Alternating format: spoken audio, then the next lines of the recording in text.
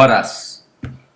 Perkenankanlah pada kesempatan ini saya menyampaikan terima kasih yang sebesar-besarnya kepada Kapolres Samosir, Bapak Yogi Hardiman SHMH, beserta segenap jajaran, dan juga Ketua Forum Batak Intelektual Kabupaten Samosir, Bapak Harisma LP Simbolon SPD, serta segenap jajaran dalam upaya-upaya pendampingan kasus-kasus pencabulan anak di bawah umur yang terjadi di Kabupaten Samosir.